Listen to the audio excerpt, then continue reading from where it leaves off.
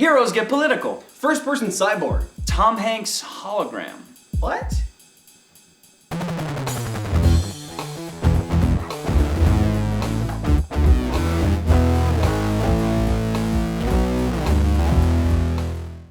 The first trailer we're going to talk about is a trailer that blew everyone's mind this week.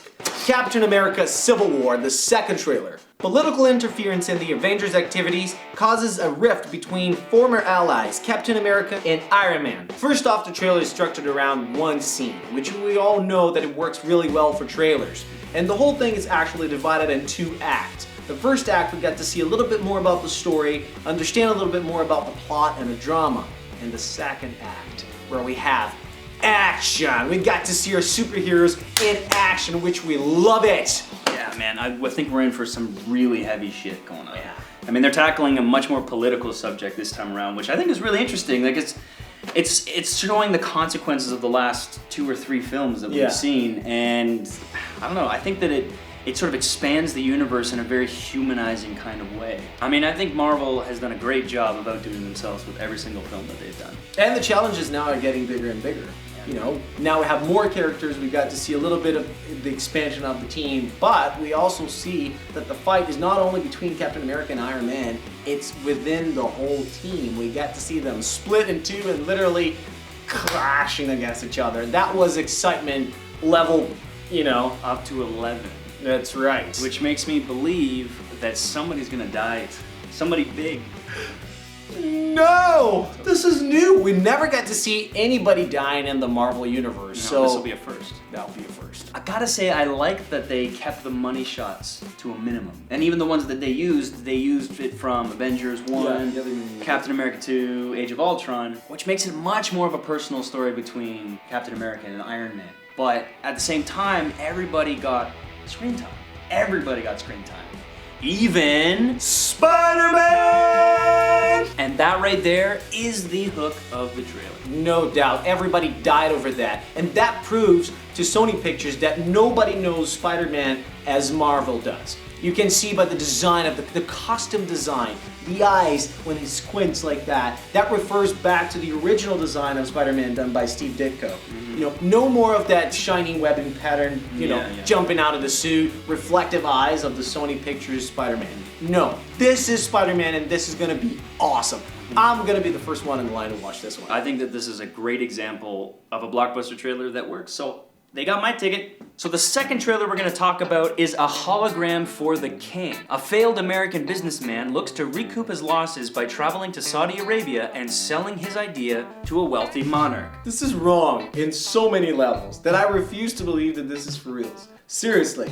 I almost feel tempted to believe that the style of the trailer is on purpose because of the style of the movie. I really don't think it is. The editing makes me want to cry. Like, the cuts are just not good. It's horrible. I'm pretty sure this trailer is bipolar. And seriously, it switches about 3 or 4 times. You know, versus a travel movie, finding yourself, and then it's a business drama, and then where the hell did that love story go? There's a love story halfway through the movie that it's just thrown at us. It's like completely uncalled for, and all of a sudden we're watching a whole new trailer for a whole new shitty movie. Yeah, it's like, oh shit, we've only got 15 more seconds. We gotta throw in a love story. Here we go. Okay, here we go. And they get really serious about it. It's not even a joke. No. My feeling throughout the whole trailer is that at some point someone is just gonna jump up. It's like, hey, I've been punned. Seriously, where's Ashton Kutcher when you need him? The whole thing feels rushed.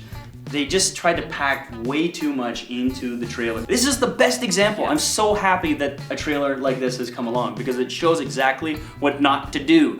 A movie that is so self-conscious about itself that it throws everything in the trailer to be like, please come and see our movie. Stop. I'm not stupid. Stop. Stop. You don't need to spoon feed me the whole story. You don't need to describe everything. You don't need to have Tom Hanks saying like, it's a whole new city with the desert and there's the desert, with the tents and there's the tents. It's showtime and there's a guy literally showing up from a holographic image.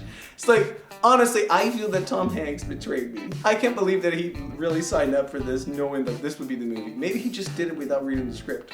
Is that a chance? That's what he was too busy doing Bridge of Spies. I really just hope that this might be a case of one of those trailers that are not really good, but the movie's great. Yeah, I mean, Tom Hanks is a fantastic actor. We all know that. My final word for this is just gonna pretend that it never happened. Yeah. So I think our verdict is question mark. So the next trailer we're going to talk about is Hardcore Henry, directed by Ilya Naishuller, a first-person action film from the eyes of Henry, who resurrected from death with no memory. He must discover his identity and save his wife from a warlord with a plan to bioengineer soldiers. Film is now reaching a whole different level of interaction. We're at a moment in the history where the experience is key. Since Gravity, we had movies like Interstellar and Birdman that went beyond. And so is Hardcore Henry with a total first-person style.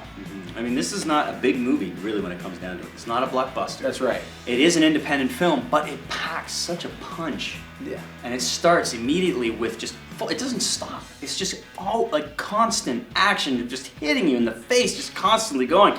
It really gets me going. It gets my blood pumping, man. It's an adrenaline rush. It's extremely creative. It almost feels like a live-action video game. And for whoever didn't watch the first trailer, this trailer gets the point across in literally one line. Let's go get your wife. After that, we're left with the best about the trailer, which is the experience of the first-person shooter, sort of feel. Exactly, like. So we're jumping over roofs, car exploding, and we're flying with the character. Yeah. It's just great. And some of the shots, it really puts us in a mode like, how did they do that? But it's so seamless that we just keep going. There really isn't music in this trailer, which is sort of good because that pushed them to be really creative with the sound effects. And it makes sense, which makes sense because if you look at the perspective that we're in the first person, we will hear a lot of like breathing sounds and punches and everything. Yeah, and like that shot when he's on top of the van, he throws the grenade in the van and it explodes, and then all of a sudden he's got a minigun in his hand, and then he unloads into all the guys there, and he goes chugga chugga chugga chugga chugga chugga like over and over again. But that turns into sort of the last beat, which becomes the montage, right? And that's a great example of what they did. So it was just all around extremely creative, extremely fun. And to wrap it all up, we have the great Charlton Copley with awesome funny lines to sort of season the whole action with some humor. And he's got a great lineup of wardrobes. I mean, he's wearing something different in every single shot you see him, so you don't really know what the hell's going on there. I mean, he seems like a loose cannon, just having a great time. Very innovative trailer. I am sure that this is going to be a very innovative movie as well. It's a lot of fun. I am 100% hooked. I'm totally going to see it. Yeah, me too. That's it for today, guys. Don't forget to like it, subscribe, and share it in social media. The links to all the trailers we talked about today are in the description of this video. If you have a comment or any trailers you want us to talk about, please let us know. I would like to give a special thanks to Felipe Queiroz, the guy who animated our intro. His information is going to be in the description if you want to know more about his work. Thanks for watching, and stay tuned for our next episode.